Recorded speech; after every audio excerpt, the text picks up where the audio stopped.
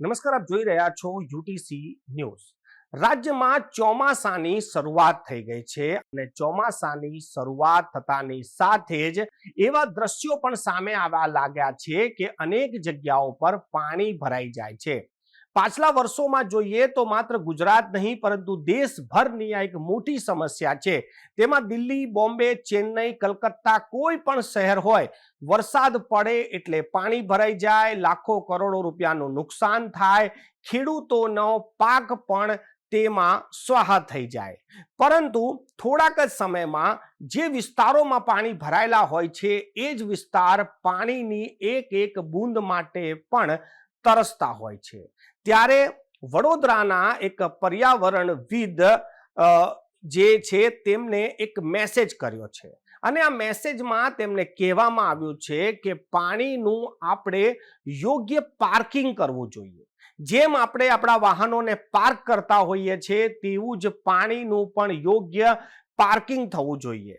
પાણી જે વરસાદી પાણી પડે છે એ વરસાદી પાણી ક્યાં જાય અને ક્યાં સંગ્રહિત થાય તેના માટે મોટા પાયે કામગીરી કરવાની જરૂર છે।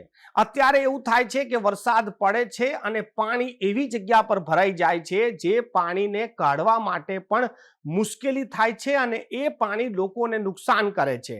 જ્યારે પાણીને કાઢી મૂકવામાં આવે છે ત્યારે એ જ વિસ્તારના લોકો પાણી માટે વલખા મારતા હોય છે। એટલે પાણીનું યોગ્ય હવે સંરક્ષણ થતું નથી, સંગ્રહ થતો નથી।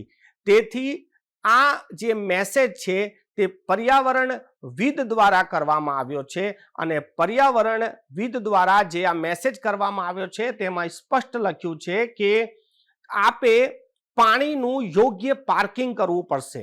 અત્યાર સુધી તમે સાંભળ્યું હશે કે આપણે વાહનોના યોગ્ય પાર્કિંગ માટે જ તકલીફમાં મુકાઈ જતા હોય છે, પરંતુ હવે તો સવાલ એ છે કે પાણીનું પણ યોગ્ય પાર્કિંગની વાત આવી ગઈ છે।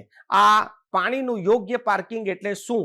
જ્યારે વરસાદ પડતો હોય ત્યારે આ પાણી ભૂગર્ભ જળમાં જતું રહે, આ વહી ના જાય કે પછી કોઈ એવી જગ્યાએ એકત્રિત ના થાય જેનાથી પૂર જેવી પરિસ્થિતિનું નિર્માણ થાય। એટલે જો આપણે પાણીના યોગ્ય પાર્કિંગ વિશે આગળ વધીશું તો એક વાત તો ચોક્કસ છે કે પૂરની પરિસ્થિતિથી પણ આપણે બચી શકીશું અને આવનારા ભવિષ્ય માટે પણ આપણે પાતાળમાં પાણીનો સંગ્રહ કરી શકીશું। એને જ કહેવાય છે પાણીનું યોગ્ય પાર્કિંગ।